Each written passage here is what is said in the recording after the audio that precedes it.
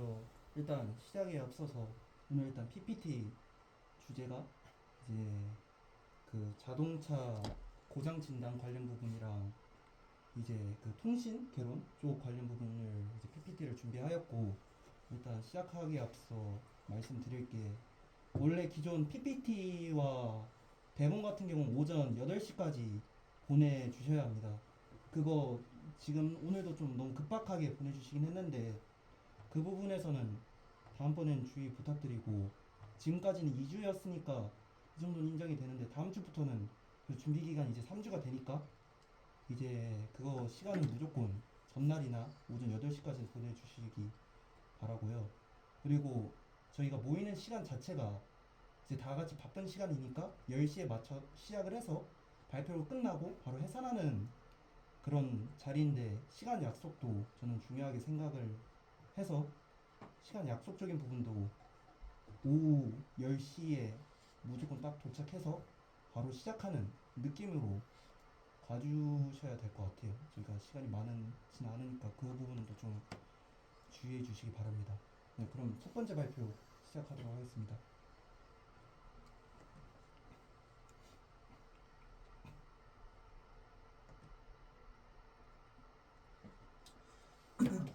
Hello everyone, my name is Tae-Hwan Kim and I'm a third year student majoring in mechatronics engineering. Welcome to my presentation. Today I will be discussing the topic of engine failure diagnosis in internal combustion vehicles. The presentation will proceed in the following order: problem definition and data model development and conclusion. I will end with a Q&A to conclude the presentation. The first part is the problem definition. As we all know, eco-friendly vehicles like electric and hybrid cars are the trend today. However, according to the actual vehicle usage data in the presentation, around 91% of users still drive internal combustion engine vehicles. Next, if you look at the data on vehicle usage and engine preference, you will see that while the registration of both gasoline and electric vehicles are increasing, the proportion of electric vehicles remains significantly more than that of internal combustion engine vehicles. At the same time, demand for internal combustion vehicle is expected to remain steady in the future. Now, let's look at the causes of vehicle accidents and related news articles. Recently, battery-related incidents have increased, leading many people to think that the most car accidents are due to battery issues. However, according to the 2024 ADAC vehicle breakdown statistics, engine problems also frequently occur, causing a significant number of accidents comparable to battery issues. Therefore, I believe that preventing engine defects is also essential. Based on these findings, I believe that developing and implementing preventive management measures for engine defect is essential to ensure the safety of internal combustion vehicles. In addition, given the high demand for internal combustion vehicles, I felt it was important to provide users with a safe driving environment and to minimize the risk of injuries from engine-related accidents. Therefore, I decided to create a learning model for diagnosing engine failures in internal combustion vehicles using a dataset provided by Ford Motor Company in the US. And next we will move on to data model development. First, I will simply introduce the data in model training. The data used in an open dataset provided by Ford Motor Company in the US. Secondly, this data is intended for the diagnosis of system equipment failures. Thirdly, classification algorithms were applied to classify defective signals in a time series dataset.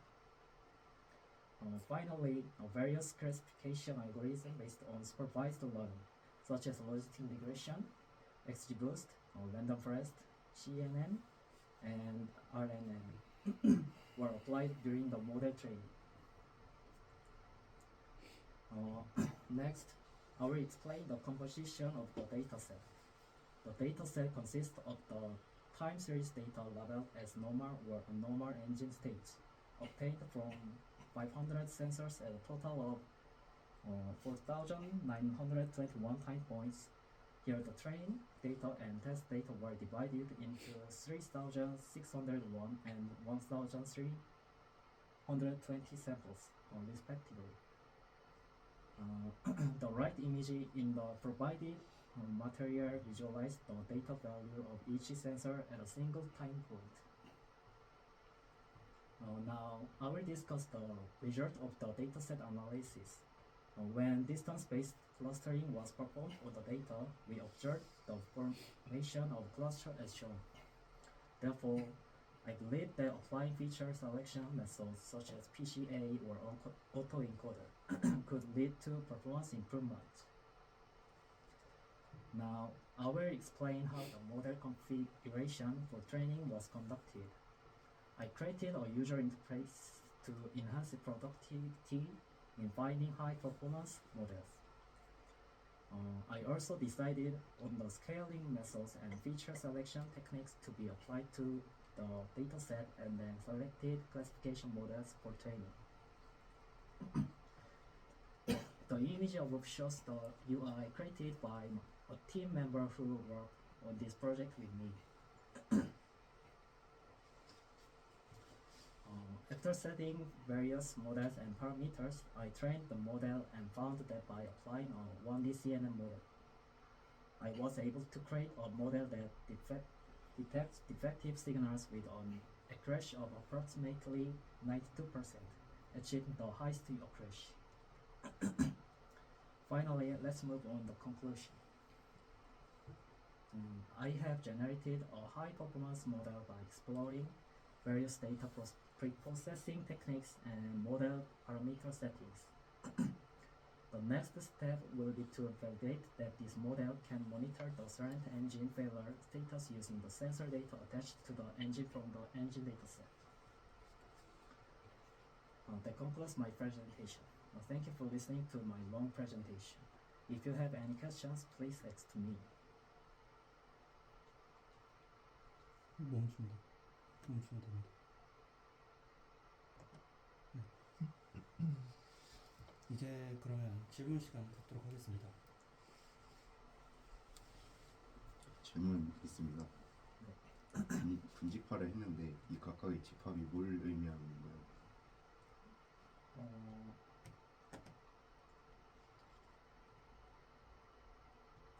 여기 장표를 말씀하시는 건가요? 네.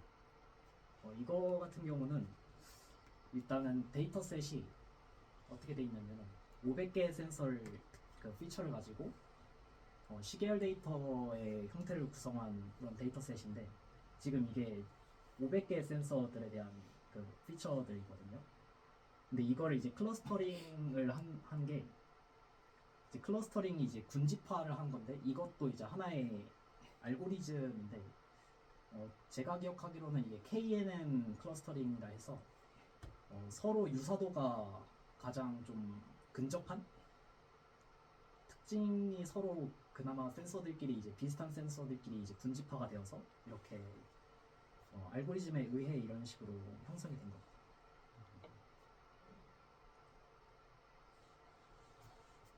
여기서 이제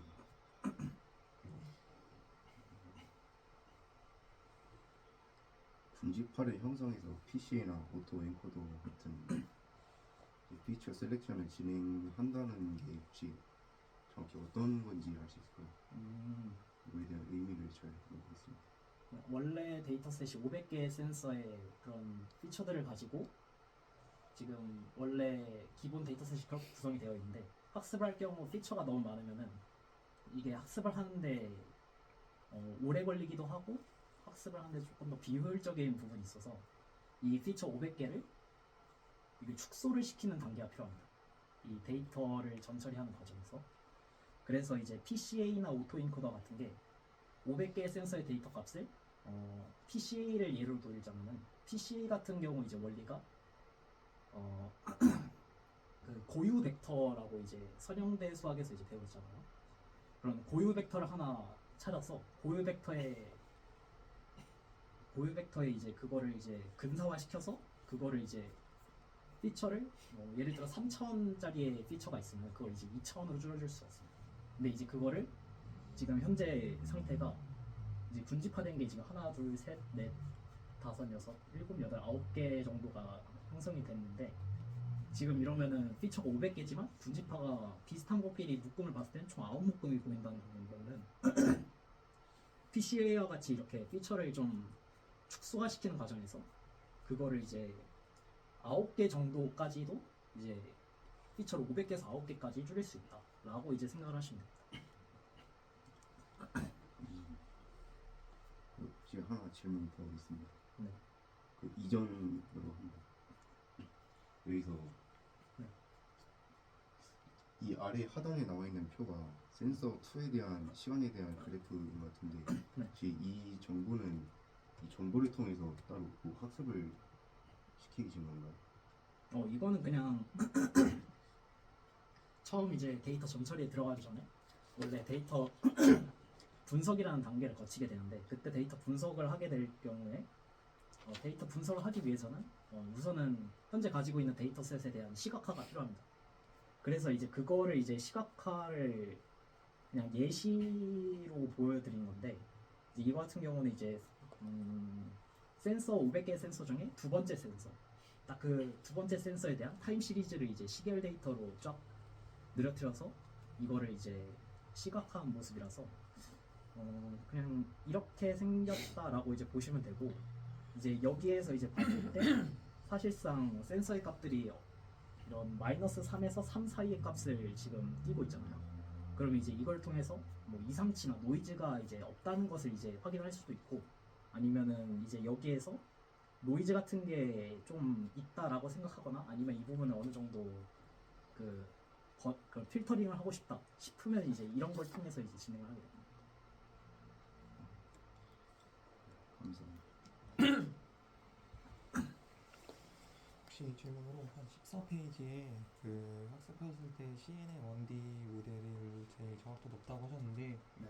그 CNN 모델이 왜 정확도가 제일 높게 나왔는지 혹시 설명 가능하세요?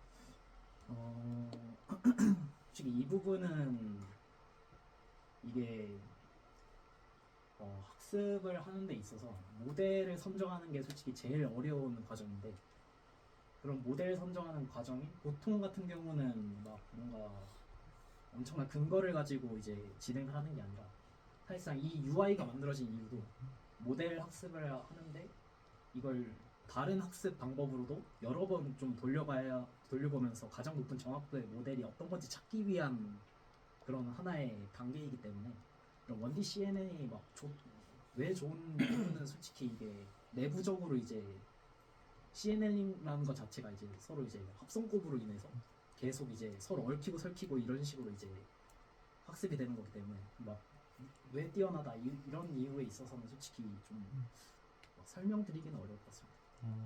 맞아요. 그럼 혹시 그 정확도가 92%라고 나왔는데 이게 그러면 테스트 파일을 확인했을 때 정확도가 나온 걸로 생각을 하는데 혹시 그럼 다른 데이터 셋, 그러니까 그 테스트 파일 말고 예를 들어 그 가지고 있는 데이터 셋을 좀 테스트를 바꿔서 했을 때도 저 정도의 값이 계속 유지되는지 그것도 혹시 확인하셨나요? 이게 테스트하는 방법이 네. 테스트 셋을 이제 만약에 처음 100의 데이터 셋이 있으면은 8대 2로 이제 보통 나누게 됩니다. 그러면은 8대 2로 나누는데 이제 그 2가 차지하는 부분이 뭐가 될지 모르는 거잖아요. 그거를 이제 좀 여러 번 쪼개서 여러 번 반복을 합니다. 그거를 계속 랜덤으로 돌려서. 그럼 이제 2가 뭐가 될지는 이제 매번 달라지겠죠. 그런 식으로 해서 그 테스트에 대한 애큐레시가 나오면은 그거를 이제 평균 이제 뽑아낸 게 이제 92%가 됩니다.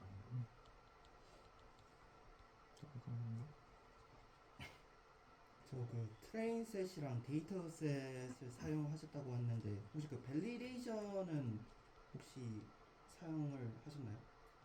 밸리데이션은 따로 이렇게 남으진 않았고, 제가 기억하기로는 이거를 이제 학습을 시킬 때 안에서 이제 그냥 내부적으로 이제 K폴드 알고리즘이라 해서 네. 트레인 데이터가 들어오면은 거기 안에서 이제 알고리즘 내 거기에서 이제 그 데이터를 나눠주게 됩니다. 거기 내부에서요. 네. 그 알고리즘 자체가 그럼 밸리데이션을 아, 적용을 시켜주는. 맞습니다, 맞습니다. 음,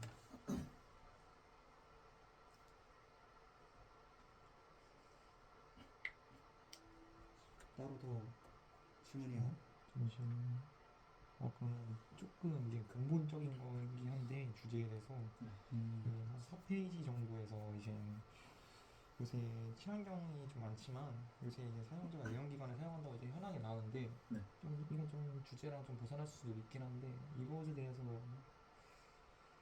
나중에 이런 걸 이제 좀 고칠 수 있는 방법으로 전기차나 이런 게 좀 나중에는 추세가 되는지 이런 것도 약간 생각해 보면 지금 내연기관이 91%라고 나와 있는데 그렇죠. 나중에 변할 수도 있거나 아니면 이런 거에 대해서 좀 어떻게 생각하는지. 사실상 지금 여기에 봐보면은 지금 현재 2023년 기준으로 했을 때는 총 내연기관이 2,300만 건 정도가 되고, 이런 전기차나 하이브리드 차 같은 경우 200만인데 이렇게 지금 현재 상황으로는 저도 일단은 내연기관이 더 많아서 내연기관에 대한 주제를 다룬 거고요. 근데 이제 그 미래를 생각했을 때는 여기 지금 봐보면 이게 증감률에 대한 건데, 이거 같은 경우는 지금 마이너스로 지금 현재 좀 증감률이 2022년에 비해 2023년에는 이거에 대한 이제 내연기관 자동차를 사용하는 사람들에 대해 오히려 증가하지 않고 점점 감소하고 있는 추세여서, 그리고 이제 친환경 같은 경우는 지금 계속 이제 증가하고 있는 추세이기 때문에 이제 사실상 그래프는 이제 점점 가면 갈수록 이제 친환경에 대한 차들이 더 많아질 거기 때문에 이제 추후 이제 비슷한 주제를 다루게 된다면 이제 요새 화두가 되고 있는 이제 전기차 배터리에 대한 이제 문제를 점을 다루지 않을까 생각합니다. 정리해서 저 질문 하나 더 있습니다. 그 현재 지금 이제 결과적으로 엔진을 활용한 자동차 분석을 해가지고 이제 엔진의 이제 진동 그런 데이터를 모으셨다고 하셨잖아요. 맞습니다. 만약 전기차로 만약에 주제를 바꿔서 전기차로 만약에 이런 데이터를 모은다고 하면 어떤 데이터들이 이제 학습을 시킬 수 있을지 혹시 생각해 보셨나요? 이제 만약에 전기차에서 이제 그런 거 같은 경우는 이제 보통 이제 뭐 온도 아니면은 뭐 내부에 있어도 전기차도 사실상 뭐 진동이 없진 않을 테고, 자, 그 부분에 있어서, 그리고 전기차는 서로 연결돼 있는 게 좀 사실 엔진뿐만 아니라 다른 이제 막 배터리랑 막 이런 게 여러 가지로 다 있기 때문에 사실상 전기차 같은 경우는 뭐 전기차도 비슷하게 들어갈 것 같긴 합니다. 데이터셋 자체는.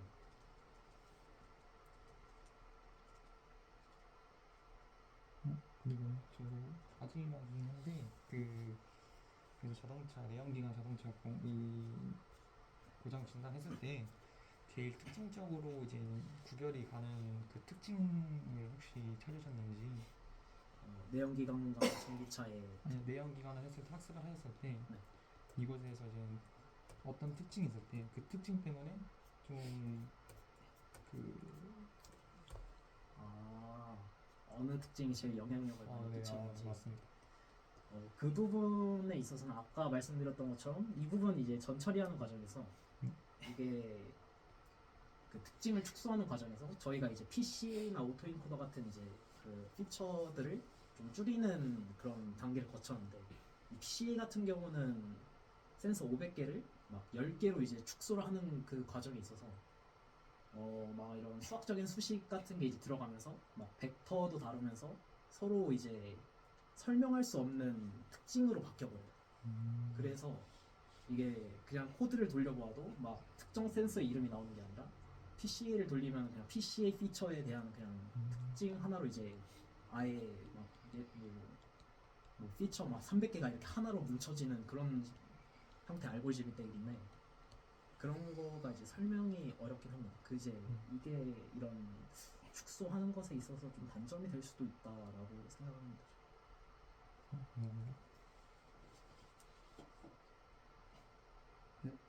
더 이상 질문 없으신가요? 네, 그럼 이번 발표는 여기까지 마치는 걸로 하고 다음 발표 진행하도록 하겠습니다.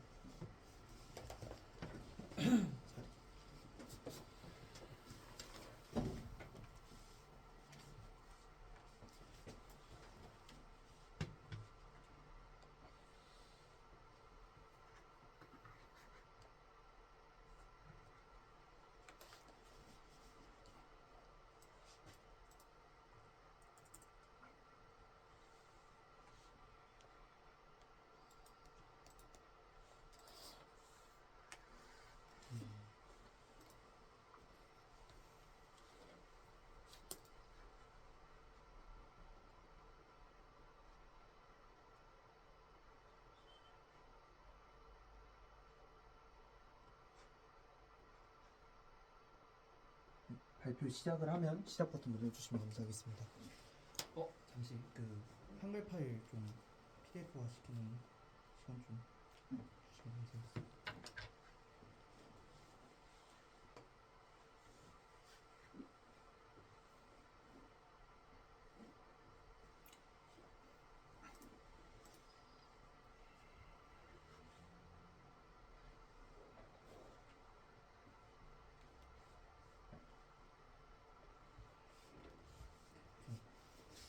발표 시작하겠습니다.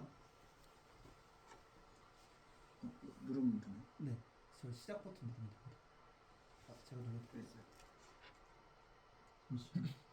잠시만요.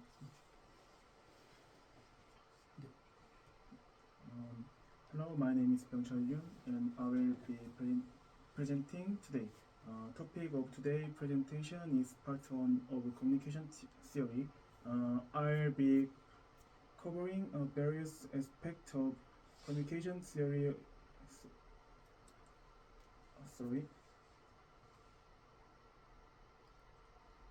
Throughout this session, communication theory is a core course of the electronic engineering major and is quite a challenging subject.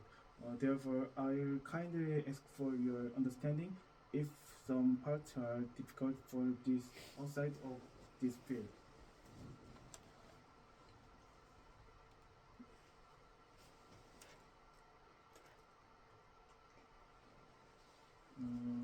The table of contents will proceed in the following order: type of signals, commonly used signals, convolution, and correlation. First, I will explain the type of signals. Signals can be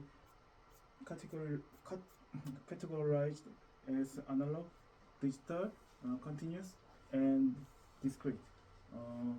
A represents an analog continuous signal, and B is digital continuous signal, and C is analog discrete signal, and D is digital discrete signal. Next is the periodic signal. A periodic signal refers to a waveform signal that repeats at a constant period. Such a signal has a period T and has the characteristic of maintaining the same value after a specific time interval T.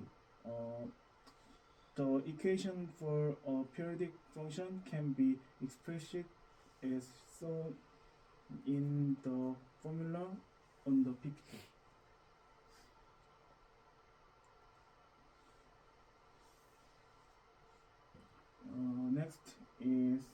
Next are energy signals and power signals. This type of signals frequently appear in communication studies, but for now we will move on without developing deeper. Without delving deeper. Next is commonly seen function.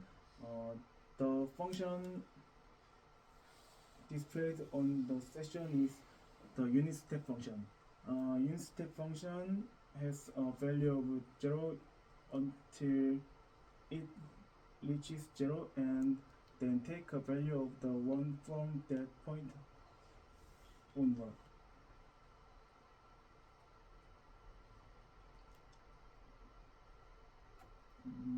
Next is impulse function. The impulse function is a very unique function.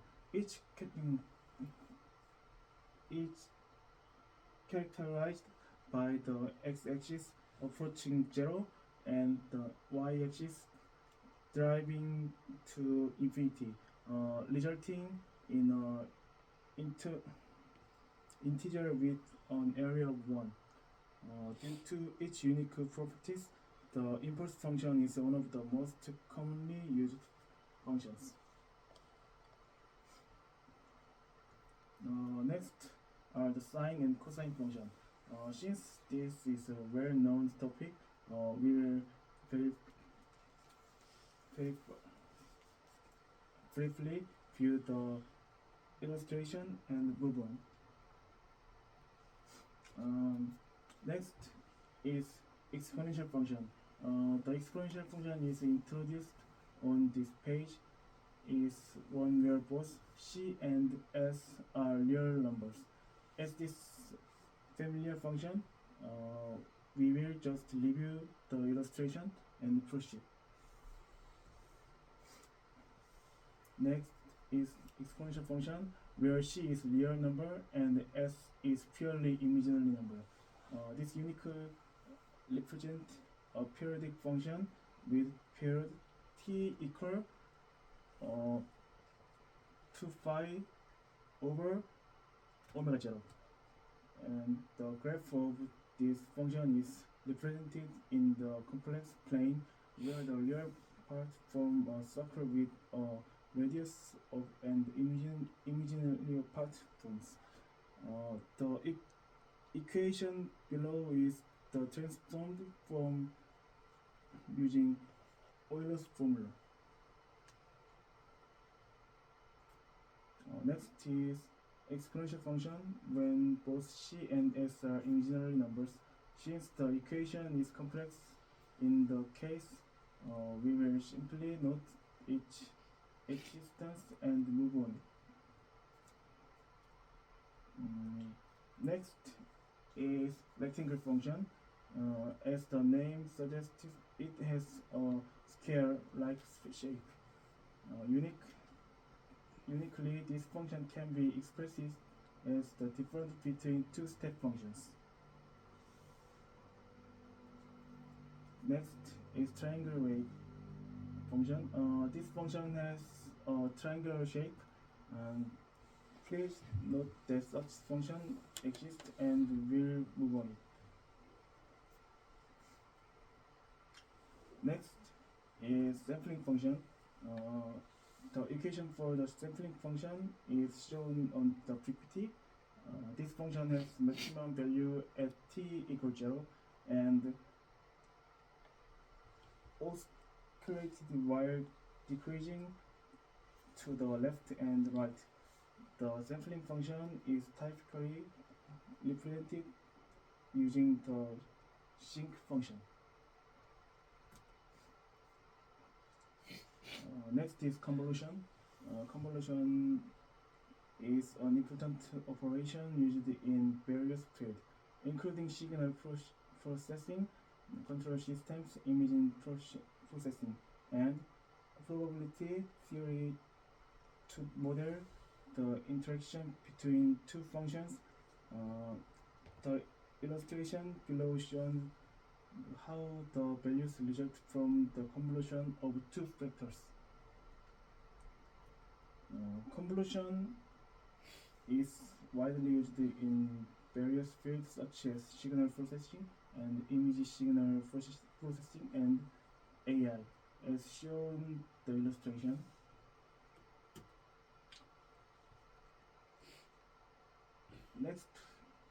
Next is correlation. Correlation has two types, One is autocorrelation, and another is cross correlation. Autocorrelation is compare a signal with itself, and cross correlation which compares one function with another. The equal for each are shown on the PPT.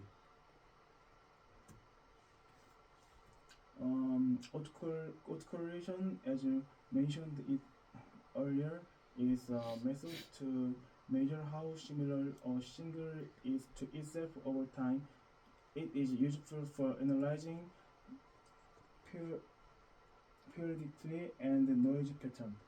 Cross correlation, on the other hand, measures the similarity between two different signals and is useful for determining if the signals share similar pattern and for identifying the time delay between them. The graph above represented autocorrelation, which graph below shows down cross correlation.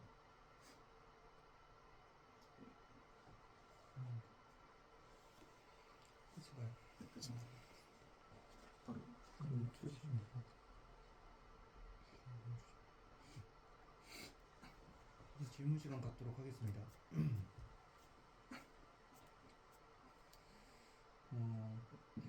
제가 제일 뭔가 이런 다양한 함수들 중에서 뭔가 인상적으로 봤던 건 그 임펄스 함수인데, 네.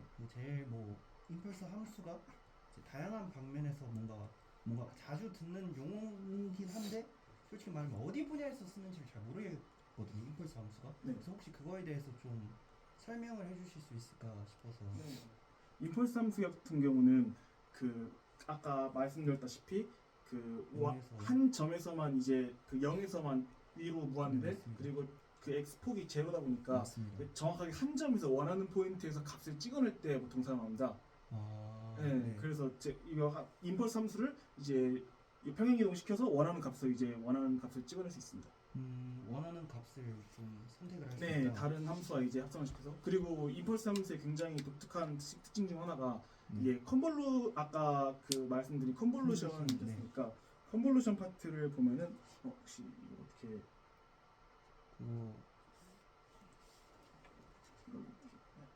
감사합니다. 컨볼루션 파트 보시면은 xt, ht 그리고 이게 컨볼루트 된 함수지 않습니까? 네. 여기에 ht가 아니라 여기 xt가 어떤 함수인지 모르는 상황이라고 가정했을 때 네. 여기에 임펄스 함수가 들어가게 되면은 출력으로 xt가 그대로 나오게 되는 그렇게 되는 겁니다. 그래서 원 함수가 어떤 함수인지 찾아낼 때도 이제 컨볼루션을 이용해서 임펄스 함수를 사용합니다.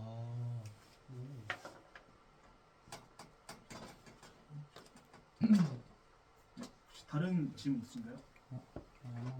네. 그맨 마지막 페이지나 아니면 그 전 페이지에서 네. 오토 콜렉션에 네. 대해서 좀 설명하셨는데 네.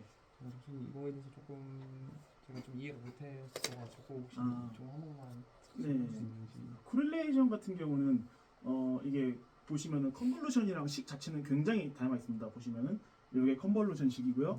이게 코릴레이션식입니다.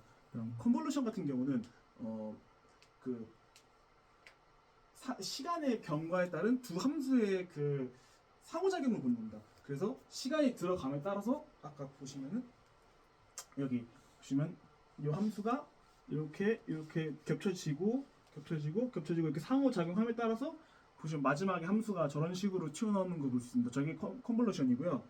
코릴레이션 같은 경우는 오토 코릴레이션 그리고 크로스 코릴레이션으로 두 개로 나뉘게 되는데, 오토 코릴레이션 같은 경우는 자기 자신과의 합을 보는 겁니다. 그래서 뭐 자기 자신과의 주기성 이런 것도 보게 되고, 그리고 크로스 코릴레이션 같은 경우는 그 자기 자신과 그 다른 함수와의 이제 유사성을 비교하는 겁니다. 그래서 크로스 코릴레이션 같은 경우는 그렇게 생각하시면 됩니다. 그래서 지금 마지막에 보시면은 그래프에 대해서 제가 설명을 조금 제가 급하게 준비하려고 이 부분 굉장히 죄송하게 생각하는데 설명을 좀 못했는데요. 그 위에 함수 보시면은 위에 저 표를 봐주시면은 저기가 노이즈입니다. 노이즈 화이트 노이즈고요. 그리고 저거를 오토 코릴레이션 했을 때 이게 보시면은 아마 잘 안 보이시지만 여기에 살짝 쭉 튀어나온 임펄스 함수가 나오게 됩니다. 이게 이유는 코릴레이션이 오토 코릴레이션은 자기 자신과의 합을 그러니까 t0 시점에서 자기 자신과 합을 딱 맞추고 점점 시간이 흐름에 따라서 자기 자신과의 합을 맞춰가는 함수라고 했지 않습니까? 그래서 근데 이게 노이즈 같은 경우는 굉장히 랜덤한 시그널입니다. 그래서 그 t가 0일 때랑 t가 1일 때랑 값이 다르기 때문에 그 t가 0일 때 딱 그 원함수와 그리고 자기 자신 함수가 딱 맞아 떨어져서 여기서 임펄스 함수가 최대치 나오고 그 다음부터는 랜덤한 값이기 때문에 시가 점점점 이동하면서 이게 저게 그 맞는 값이 없기 때문에 얘가 0으로 나옵니다. 그래서 이렇게 이런 식으로 임펄스 함수가 나오게 됩니다. 그리고 크로스 코릴레이션 같은 경우는 여기 보시면은 첫 번째 여기가 그 화이트 노이즈랑 그 사인 함수 10MHz 신호가 섞여서 나오는 거고요. 그리고 이게 밑에가 원래 함수 10MHz 사인 10MHz가 섞여서 지금 나오는 건데 이 두 개를 크로스 코릴레이션 해서 보시면은 원 함수 그대로 뽑아낸 걸 볼 수 있습니다. 이런 식으로 노이즈를 제거하는 데 많이 사용됩니다. 두 개를 합쳐서 노이즈를 제거. 네, 그 두 개를 비교를 해서 원 함수를 뽑아내는 겁니다. 유사성은 네, 유사성 보는 얘기니까 크로스 코릴레이션 맞습니다. 근데 그러면 크로스 코릴레이션 보면 네. 이제 합성곡을 한 맨 마지막 이제 아래 거에서 계속 네. 값이 작아지는데 저거 이유도 혹시 아시죠? 아, 저거 굉장히 좋은 질문입니다. 아까 말씀드렸다시피 T0부터 제가 점점점 겹치고 오면서 이제 유사성을 확인한다고 하지 않습니까? 그렇게 되면은 이게 시그널이라는 건 어쩔 수 없이 무한할 수가 없기 때문에 이런 식으로 이게 원함수 그리고 이런 식으로 이게 T0 시점에서 이렇게 맞게 됩니다. 그래서 이 시점 보면은 면적이 다 들어왔죠. 근데 이 다음에 시간을 옮겨가면서 하는 거기 때문에 이게 원함수 그리고 여기가 그 다른 함수에서 보시면 여기 차이가 나고 그리고 이게 원함수 그리고 이런 식으로 이렇게 벗어나게 됩니다. 시간의 흐름에 따라서 이게 비교를 하는 거기 때문에 그래서 결과적으로 가면 갈수록 저기 작아지는 모습이 나오죠. 그래서 크로스 코릴레이션 같은 경우는 t가 0일 때 이게 맥스 값이 나오게 됩니다. 그러면 컨볼루션은 시간에 따라서 점점 더 그 두 함수 사이에 겹치는 정도를 그래프로 나타낸 거고 그쵸. 상호작용을 나타내는 거죠. 그두 함수의 유사성을 시간이 가면서 어떻게 변화가 되는지를 판단. 네, 그렇게 생각하시면 됩니다.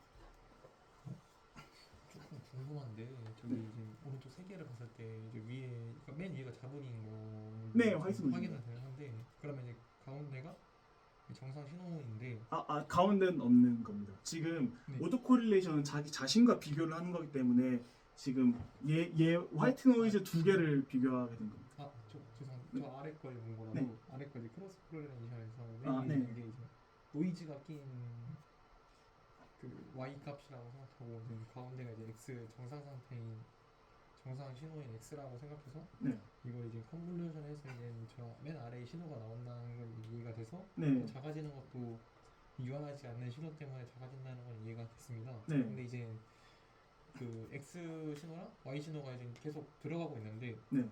이게 유한하지 않고 계속 들어가고 있는데 저렇게 작아지는 거가 좀 이해가 안 가가지고 신호라는 게 그 대역폭이 정해져 있기 때문에 그냥 그렇게 생각하시면 될 것 같습니다. 그러니까 계속 들어가고는 있지만 결국엔 그 폭은 정해져 있기 때문에 이렇게 유한하게 나온다고 이제 생각하시면 됩니다. 저기 있는 x축의 이제 값은 어떤 거를 가는 거? t 시간을 나타내는 건가요? 네, 시간이라고 생각하시면 됩니다. 저긴 주파수는 아닙니다.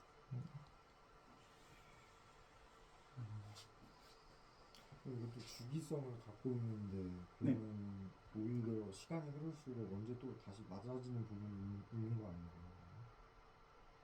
예를 들어서 지금 아래 게 컨볼루션을 한 거잖아요. 네, 코릴레이션을 한 거잖아요. 그냥 코릴레이션 한 겁니다. 그러면 코릴레이션이 시간이 갈수록 유사성이 그게 이제 점점 더 안 맞는다고 하셨었는데 보시면 대역 여기 정해져 있는 폭이 정해져 있는 상태에서 얘가 t가 0일 때 완전히 겹치고 그 이후로 이제 점점 넘어가면서 이렇게 차이가 이렇게 나가는 거라서 그 주기랑은 상관없습니다.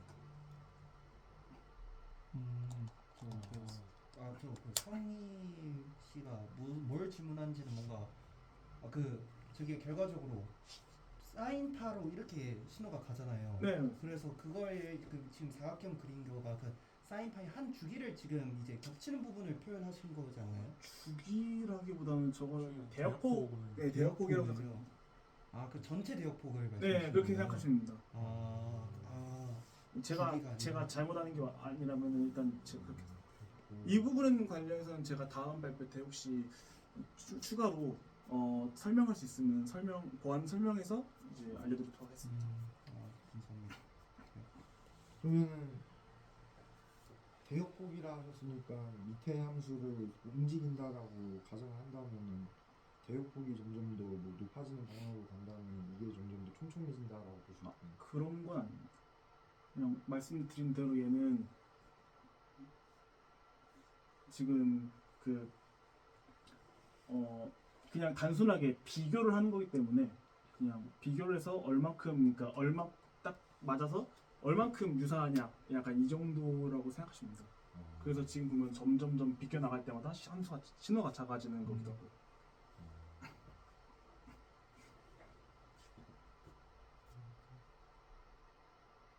좀 질문이 있는데 네. 그 대역폭이라는 거는 이제 신호가 존재할 수 있는 네, 밴드위스. 구역이라고 생각하면 네, 맞습니다. 근데 이 부분에 대해서는 제가 자세하게 다시 한번 알아보고 다음 발표 때 추가해갖고 이제 발표하도록 하겠습니다.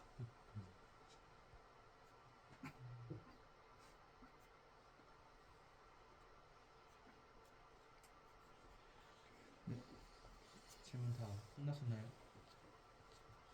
네, 그러면 이번 주차 세미나는 여기까지 하는 걸로 하고, 일단 이번 세미나 주제에 앞서서 뭔가 마지막 말씀드리고 싶은 거는, 최근에 저희 그 성희 씨가 그 한양대학교에서 이번에 한번 뭐라 하죠? 그거를 세미나를 했다는 게 아니라 한양대에서 주최한 대회에서 결과적으로 이제 졸업작품 관련 발표를 했답니다. 근데 그때 이제 인도인 2명이 왔었을 때, 이제 그분이 왔었을 때 처음에는 이제 성희 씨를 제가 작년부터 알아왔지만 뭐 영어를 원래 못하는 자신감이 없는 친구였는데, 이번에 가가지고 영어로 이제 자기 졸작 준비를 하고 나서 하고 나서 뭔가 말을 좀 더 잘했다고 그래서 이야기를 해주셔가지고, 특히 언제 여러분들이 이거에 연습한 거에 대한 그게 보답이 올지 모르겠지만 꾸준히 뭔가 잘 만들어 주시면 감사하겠습니다. 아마 다음 주 발표 같은 경우 이제 홍희 씨 맞죠? 홍희 씨랑 한 분이 아마 민우 씨인가요? 철현 씨인가요? 저입니다. 민우 씨인 걸로 알고 있고, 다음 주 같은 경우 시간 약속 무조건 잘 지키시고 PPT랑 대본도 오전 8시까지 무조건 보내주시면 감사하겠습니다. 오늘 프레젠테이션 하면서 뭔가 수정 부분이나 아니면 좀 개선되어야 될 상황이 있으면 말씀해 주시면 감사하겠습니다. 지금 일단 첫 번째 저번이랑 이번이랑 환경이 바뀐 게 첫 번째 일단 빔 프로젝트 관련이거든요. 근데 지금 일단 빔 프로젝트를 하니까 장점이 지금 일단 화면을 이제 그리면서 뭐 설명하기는 편한 것 같긴 한데, 단점은 이제 좀 화질이 살짝 떨어지는 부분인데, 이 부분에서는 계속 빔 프로젝트로 진행을 해도 될까 저는 싶은데, 혹시 이 부분에 대해서 어떻게 생각하시나요? 일단 화질은 노트북 개인마다 볼 수 있으니까 상관이 없고, 예. 개인적으로 이게 좀 맞아왔으면 좋겠어요. 크기 자체를요. 그 부분도 제가 수정을 하려고 했는데 그게 잘 안 돼서 일단은 이런 식으로 했지만 최대한 수정을 하도록 하겠습니다. 그러면 혹시 나머지 분들은 그럼 계속 빔으로 하셔도 될지. 근데 오히려 빔이 좋은 게 여기는 이제 칠판에도 쓸 수 있는 이제 환경을 만들 수 있어가지고 오히려 이게 더 좋은 것 같습니다. 알겠습니다. 그러면 다음 주도 계속 빔으로 유지하는 걸로 하고, 그때 제가 저번에 그럼 이제 빔으로 하는 대신 PPT 자체는 좀 살짝 검은색 화면에다가 흰색 글씨를 이용하는 느낌으로 하면 좋을 것 같습니다. 아닙니다. 근데 반대로 하면 근데 반대든 어쨌든 검은색, 흰색이든 흰색이나 아, 검은색이 대비가 되니까 둘 중 하나로 하면 될 것 같습니다. 대비되는 대비되는 색으로 보면 그럼 대비되는 색으로 PPT를 만들어 주시고, 그때 저번 세미나 때 말씀드렸던 거를 한 번 더 말씀드리자면, PPT 상단에 이제 그 페이지 번호 저희가 있지 않습니까? 한글 파일에 좌측에 보면 페이지 1, 2, 3, 4, 그 부분을 이제 PPT 매 페이지마다 그 번호 위치 적어주시면 감사할 것 같습니다. 우측 상단이나 아니면 좌측 상단으로 잘 보이는 식으로. 그러면 이제 청자들이 뭔가 좀 더 이해하기도 쉽고 위치 파악하기 좋을 것 같아서 그 부분 건의드리고 싶습니다. 또 나머지 부분적으로 건의 혹시 하실 분이 있으신가요? 한 명 이제 현주님이 들어오실 텐데 네. 공간상 조금 이제 7명이 지금 제일 최대로 들어간 것 같은데 혹시 저희가 최대한 다음 주까지 저기 뒤에 있는 졸업 작품을 일단 파기시켜서 의자를 그 위치를 배치하거나 아니면 제 좌측 부분에 한 자리 정도를 더 배치할 생각을 지금 진행하고 있습니다. 그 부분. 혹시 나머지 질문 혹시 더 있으실까요? 네, 그러면 이번 주 세미나는 여기까지 하는 걸로 하고 다음 주 세미나에 뵙도록 하겠습니다. 고생하셨습니다. 좋습니다.